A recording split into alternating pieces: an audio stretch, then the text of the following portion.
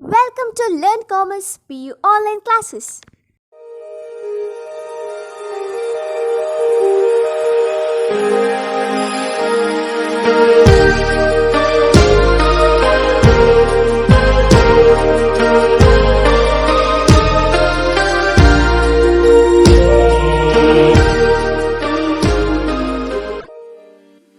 Don't forget to like our video and subscribe our YouTube channel for all the updates. Hello students, welcome to History Online classes. Today we have to discuss about Guptas. In the last class we have discussed about Mauryan Empire.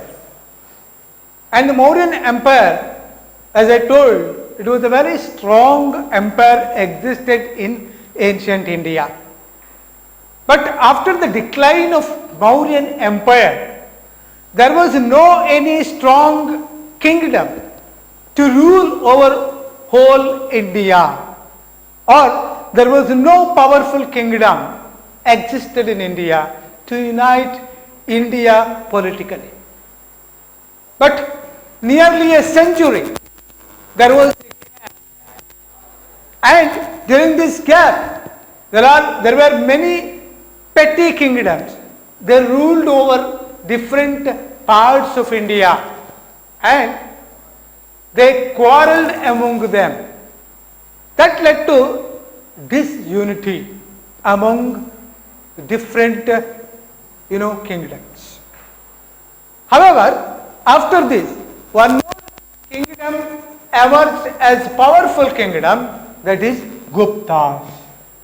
And Guptas came in 300 Common Era and continued up to 600 Common Era.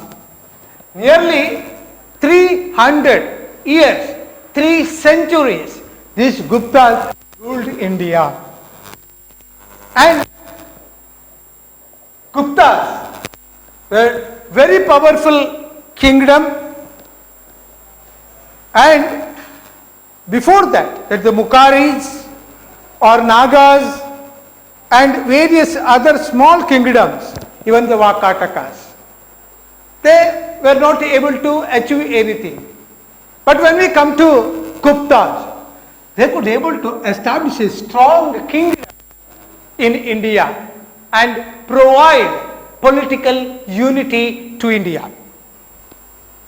Well, as I told, 300 years they provided a sort of a strong administrative system to Indian subcontinent, and at the same time the period of Guptas is considered as golden age in the history of India. Golden age. Why? Why this period was considered as a golden age? Because there was all-round progress in the cultural, political, economical, and art and architecture, science and technology. And in all these fields, we have seen progress, development. So that is why it was considered as golden age. And in order to know the history of Guptas, we have certain sources. Some sources give information about Gupta period. For example, Allahabad pillar inscription. So this Allahabad pillar inscription, which was established by Arisena, the court poet of Samudragupta, Arisena.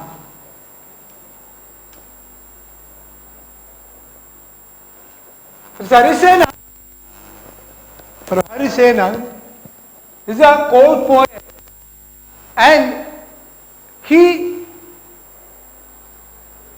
established this Allahabad pillar inscription. So this Allahabad pillar inscription provides information regarding Samudra and his battle the various battles fought by Samudragupta, nearly 40 battles, and all these battles depicted very clearly in this inscription. So that is why, what the pillar inscription of Allahabad, which gives a very good light on Gupta history, especially Samudragupta. And it's considered as Samudragupta, Indian Napoleon. Western writer, he explained Samudragupta as Indian Napoleon. Why Napoleon? Also a great warrior in the European continent. And he united France, and is also considered as child of French Revolution. So such a great ruler is compared with Samudragupta because of his great war skills. Well, so this Allahabad pillar inscription, one of the important sources. Secondly, Kalidasa's works. Kalidasa wrote Shakuntala, Malavikagnimitra, Meghaduta, and various other books or works. So, about these works, we can get information about the social and economical aspects of Gupta period. At the same time, Mudra Rakshasa of Vishakadatta is another important source which throws light on, Gupta history. And Kavyamamsa of Rajashekara and writings of Fahyan and Ising. Fahyan wrote Go-Ko-Ki of Fahyan, and Ising's writing. They are the foreign travelers who came to India. It explains about the period of Guptas. And then the political history. What was the political history of, Guptas? Sri Gupta was the founder of the Gupta Empire. His son was Ghatotkacha Gupta, the son of Sri Gupta. And then Gupta era commenced with the accession of Chandragupta. When we consider the Gupta era, after the commencement of Gupta era, only after the accession of Chandragupta, the great ruler of Gupta dynasty. And he ruled from 220 to 335 common era. Chandragupta ruled 320 to 335. So Gupta era commenced on 320 era. And after that, you can see the great ruler was Chandragupta the first. But after Chandragupta, you can see Samudragupta. Samudragupta was the greatest ruler among the dynasty.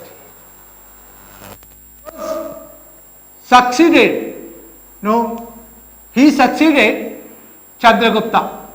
When Chandragupta ended the rule in 335, then rule of Samudragupta started. And Samudragupta continued to rule till 375 common era. So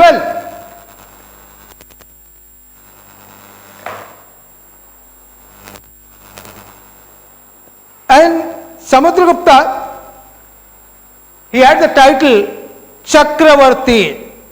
He wanted to be a Chakravarti and he became the Chakravarti.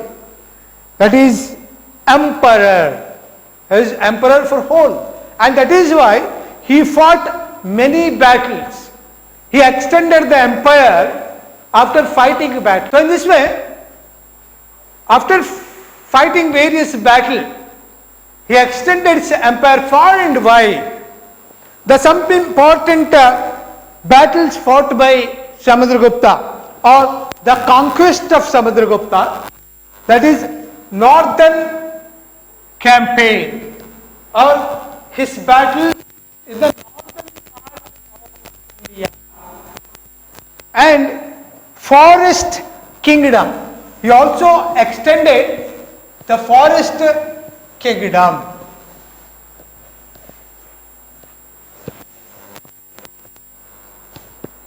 Forest kingdom, part, and southern part of India, and the conquest of border states.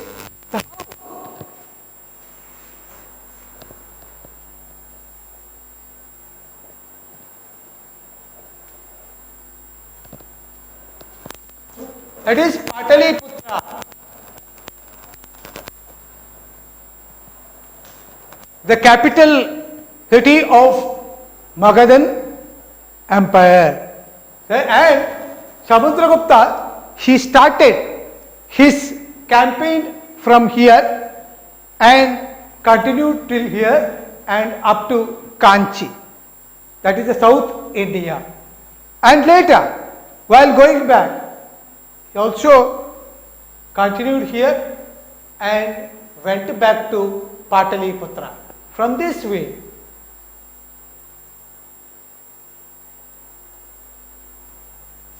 so this is the way how Samudragupta continued his campaign from Pataliputra, come to South India till Kanchi, and once again went back to Pataliputra. The northern campaign, that is the early years of his rule or regime, he spent in subduing the provinces of Gangetic plain called Aryavarta. Gangetic plain, this area, Aryavarta, and he subdued almost all the kings of Aryavarta, and nearly 9 kings were defeated in this area, and he annexed this area to the Gupta kingdom.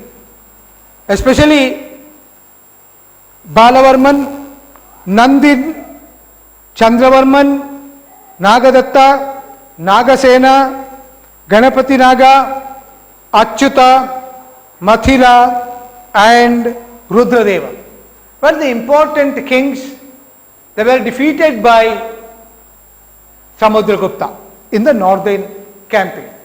Well, after that, he came to south, and on the way in the forest area, he defeated certain rulers.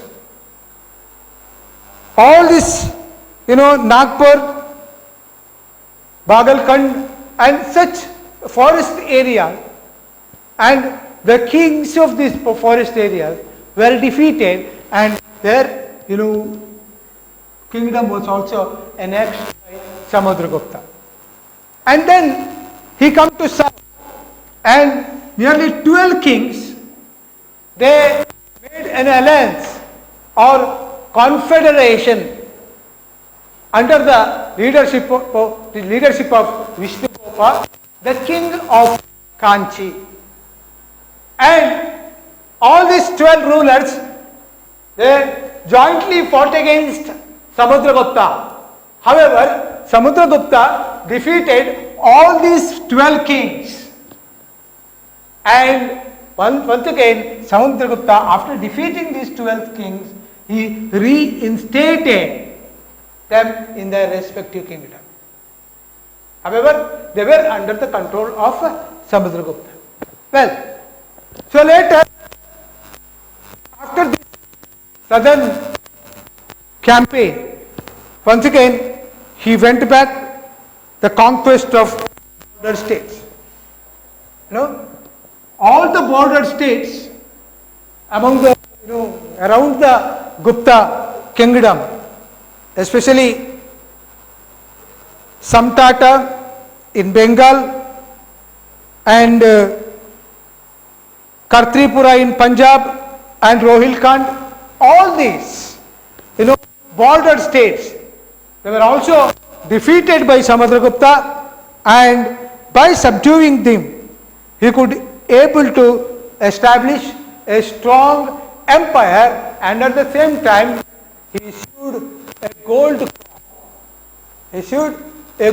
coin, for what? For the purpose of or the memory of his victory. So this is the important thing what we can see.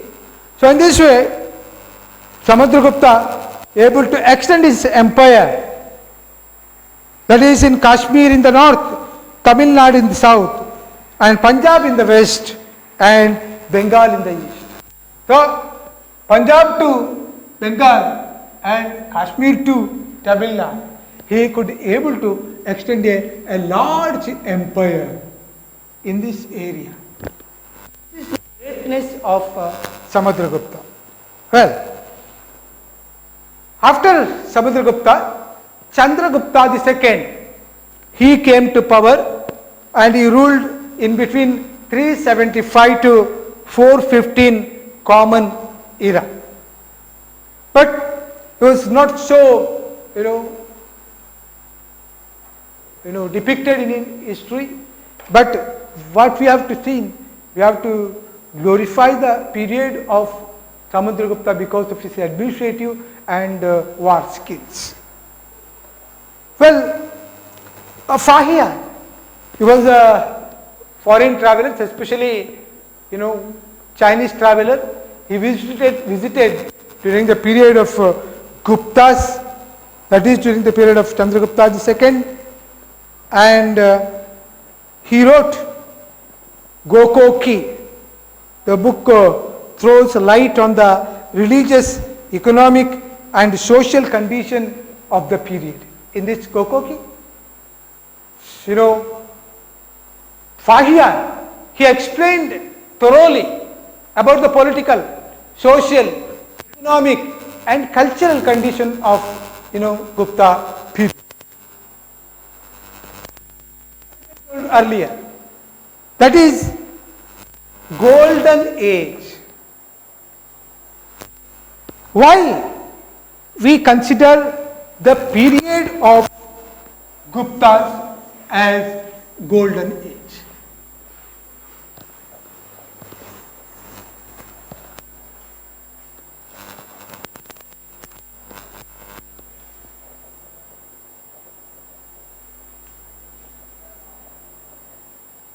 Golden age.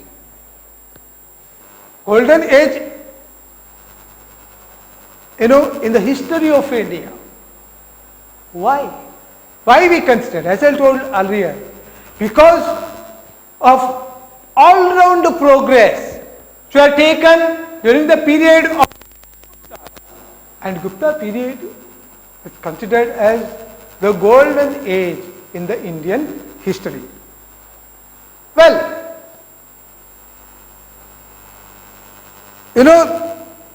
some European writers, they compare this age of,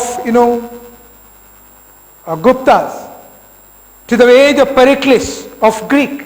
Pericles, the greatest, Greek ruler. We have seen last year, in the first year, but we have seen the Greek civilization. Pericles, Periclean age means the great age, and that's why it's also compared to his. And Augustus Caesar, the greatest ruler of Roman Empire, and that's also compared to this age of Guptas. And Queen Elizabeth of England, the English Queen Elizabeth, this period also it was a golden age. So such a prosperous age. So they compared, the writer compared this age to all these greatest ages of ancient world. And then how we can see the progress or development during the period of Gupta in the various field. The first one, revival of Hinduism. Revival of Hinduism.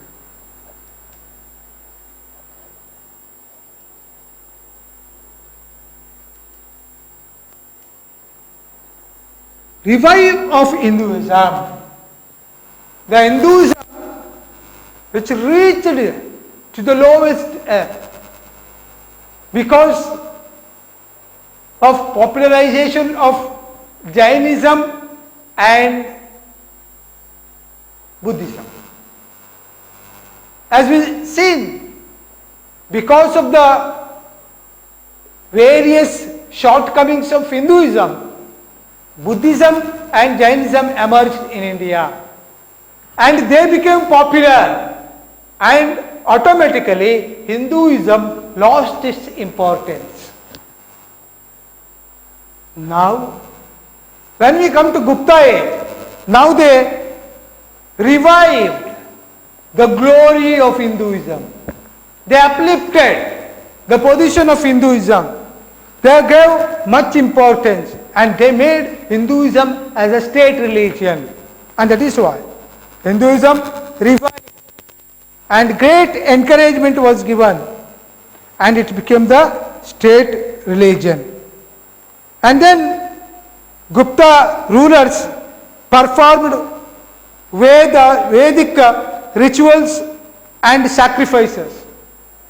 No, because of the costly sacrifices, people rejected during that period because of the costly sacrifices of Vedic religion. But now, as a rulers, these rituals, these sacrifices were practiced by them. For example, Ashwamedha, Rajasuya, Vajapeya, all these sacrifices were performed by the rulers of Guptas and performed with the splendor, with the grandeur, and that led to important.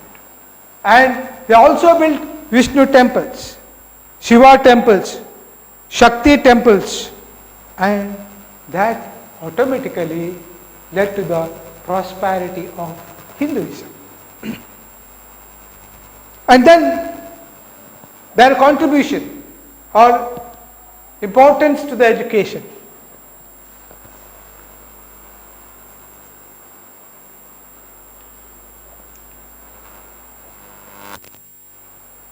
Education greatly encouraged under the Guptas.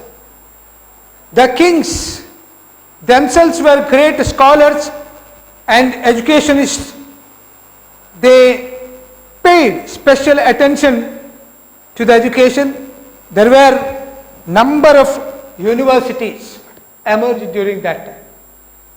And Gupta rulers gave much importance to education, the progress of education, and even donations, grants were given to the education field, and universities were flourished, especially the great universities of the period were, that is Saranath, Ajanta, Nalanda, Takshashila were some important known universities and education centers. Period. By providing importance to the education and subjects taught were Puranas, literature, philosophy, arithmetics, astrology and science. So in this way, they gave much importance to education and automatically education field flourished. And then literature.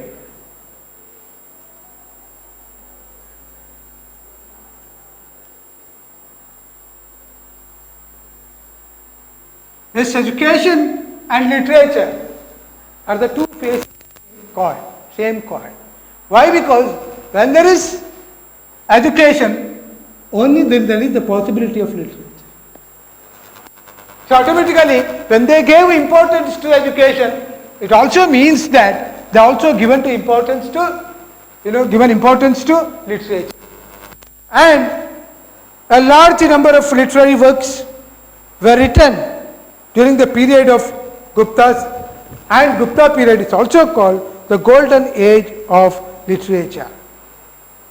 And that is the golden age of Sanskrit literature especially. They gave importance to Sanskrit literature. Samudragupta has been described as a king among the poets in Allahabad inscription. King among the poets, Kavi Raja. So that is the title for Samudragupta.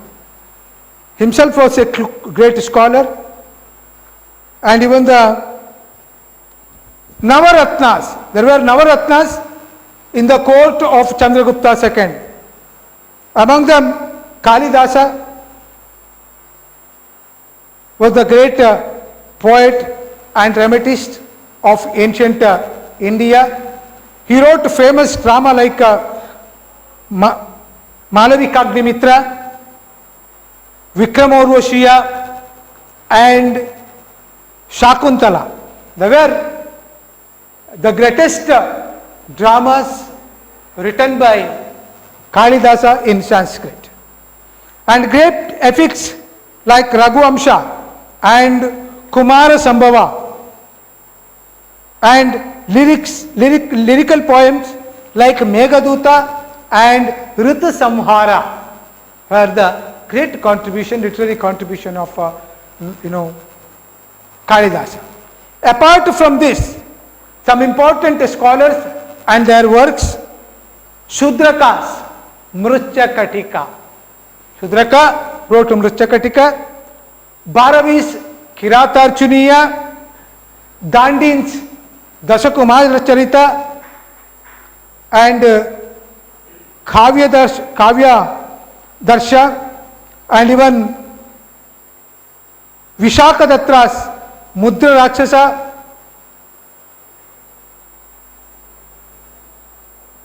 Vishnu Sharma's Panchatantra, and Bhavabhuti,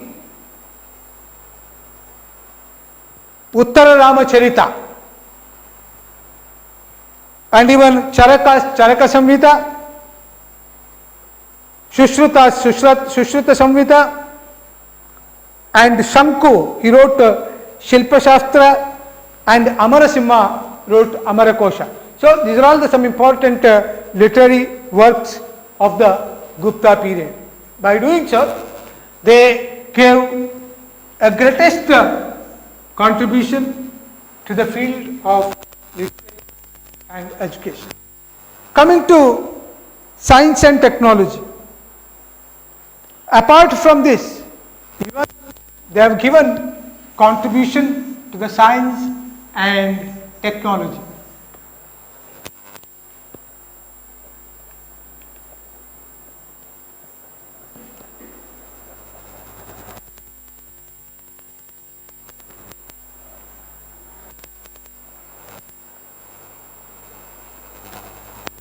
A tremendous progress was noticed in the field of science and technology during the period of Guptas.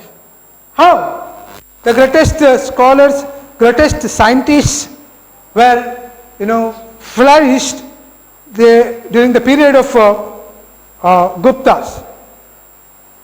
Surya Siddhanta, the greatest work as to how the earth revolves on its axis, and as to how lunar and solar eclipse occurs.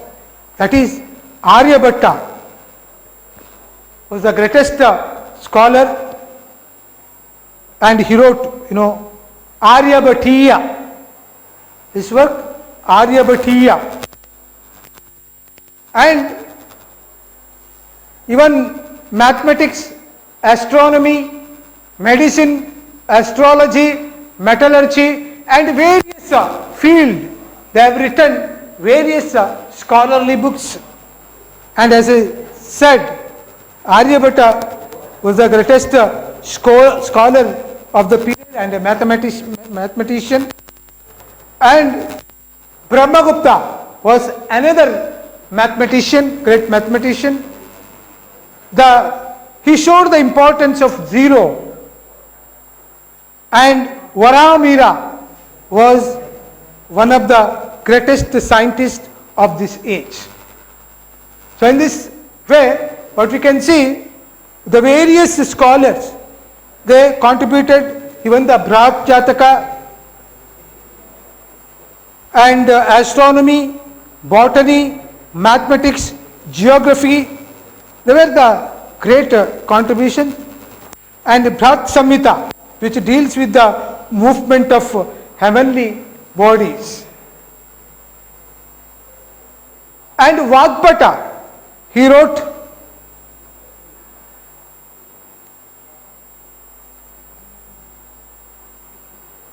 Ashtanga Sangraha. It is a great work of him. And the Maharoli iron inscription, which discovered, and this shows the greatness of metallurgy.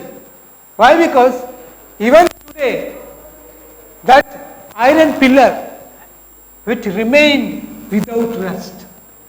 So that is the great technology used by the Gupta scientist, and that shows the greatness of the period. And at the same time, but you can see their contribution to the art and architecture. Apart from art, science and technology, even Gupta period also witnessed the great contribution to the field of art and architecture. As I told earlier, their buildings at Mathura, Benares, Patna, Udayagiri, Devagiri were the best example of their artistic activity. And the number of statues of Lord Buddha, which were also erected during this period, that also shows the greatness of their architectural views. And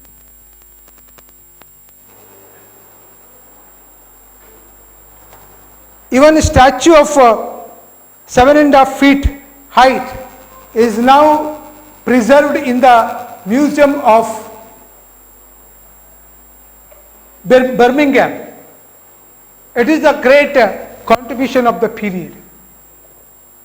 So, their views and their greatness only remained because of the extraordinary architectural grandeur of the period, and the Gupta gave a special encouragement to the painting. The finest example of the Gupta paintings are on the walls of Bagh near Gwalior. The Gupta rulers, they also provided importance to the paintings, wall paintings, even the temples in Ajanta, that shows the great contributions. Well, even cave number 17th, mother and child in the cave number 17, that shows their interest of art and architecture, or their paintings, especially the paintings. So these are all some important contributions of Guptas. So today's class we have discussed establishment of Gupta Empire and rule of Chandragupta especially, and Samudragupta and his achievement and their contribution. So in the next class let us see the next Chola, the early kingdoms. Thank you very much. Don't forget to like our video and subscribe our YouTube channel for all the updates.